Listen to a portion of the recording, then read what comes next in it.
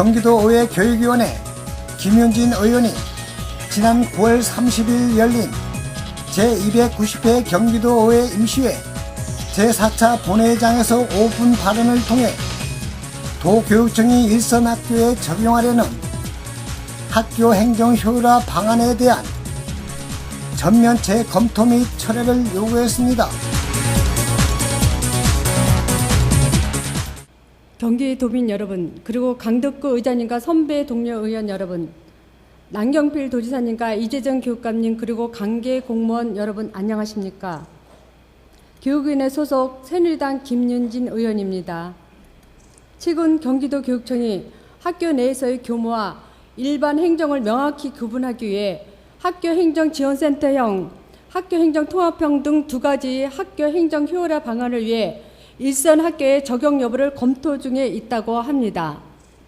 이는 학교 내에서의 교무와 일반 행정 업무 구분이 명확히 구분되지 않아 역할이 중복되면서 교직원들이 직종에 맞지 않는 업무를 수행하게 돼 교원과 직원들 간의 갈등이 빚어지는 것을 막기 위한 정책이라고 알려져 있습니다.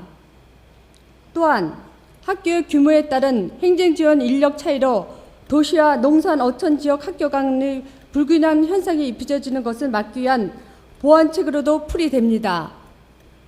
아울러 업무 정제화 및 제도 개선을 통한 학교 행정 업무 총량 감축 요구와 교직원의 인권 친화적 근무 환경 조성을 위한 학교 조직 문화 개선 요구에 대한 해결점을 찾기 위해 마련한 시도로 보입니다. 특히 교육행정과 교무부 등의 설치 근거와 보직 교사의 명칭을 규정한 법률마저 표지되면서 법적 근거가 미비해 교무 행정 조직이 법제화가 어려운 실정이라 제도에 나서는 것입니다. 이에 따라 도교육청은 직원들의 직종에 맞는 업무 전문화는 물론 새로운 업무 표준안을 적용한 단위학교 행정조직의 시범 운영으로 전문성을 높여 나가는 것으로 알고 있습니다. 그 대안으로 학교행정지원센터형과 학교행정통합형은 제시하게 된 것입니다. 학교행정지원센터형은 지구별 클러스터를 구성해 동일급별 3 내지 6개의 행정시를 통합 운영하는 모델로 농산 어촌지구의 경우 읍면 지역 단위의 초, 중, 고 3 내지 6개의 행정시를 통합 운영하게 된다고 합니다. 지구별 클러스터에 학교행정지원센터를 두고 단위학교 교사의 필수 업무와 비교과 교사 업무를 제외한 학교행정 업무를 통합 처리도록 계획을 세운 것이라고 합니다. 또한 학교행정통합은 교사 필수 업무의 비교과 교사 업무를 제외한 행정 업무를 기존의 행정실로 재배치해 학교 행정을 통한 처리하는 방안이라고 합니다.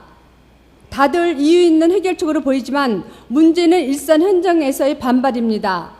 특히 학교행정지원센터형의 경우 학교행정실을 통한 운영하는 것인데 이렇게 되면 기존 학교 내에서의 즉시 처리할 수 있는 사안도 지구별 클러스터의 출장을 통해서만 가능하게 될 테고 이렇게 되면 업무의 효율이 저하될 수밖에 없다는 이야기입니다.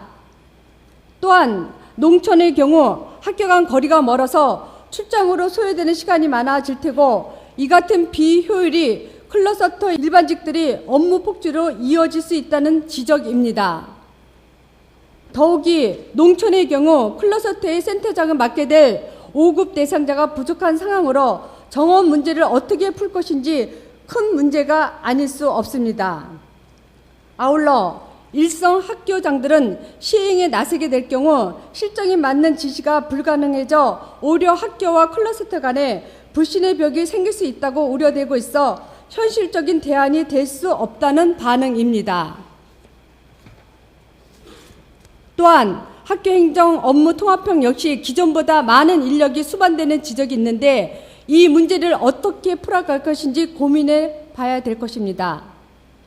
그간 효율적인 학교 경영 추진을 위해 TF팀을 구성하고 단위 학교의 업무량을 분석하고 새로운 조직 모형안과 로드맵을 만드는데 노력한 점은 높이 사지만 다시 한번 점검할 필요가 있다는 취지로 본 의원은 결론을 맺고자 합니다.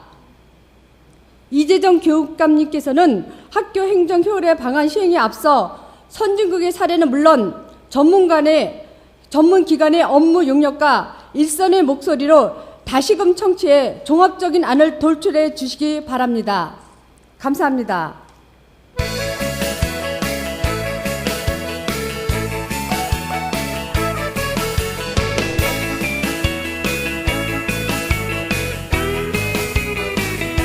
한편 이날 김 의원은 그간 효율적인 학교 경영 추진을 위해 TF팀을 구성해 단위 학교의 업무량을 분석하고 새로운 조직 모형안과 로드맵을 만드는데 노력한 점은 높이 사지만 학교 행정 효율화 방안 시행에 앞서 선진국의 사례는 물론 전문기관의 연구 용역과 일선의 목소리를 다시금 청취해 종합적인 안을 도출해달라며 5분 발언을 마무리했습니다. KBN 뉴스 김동선입니다.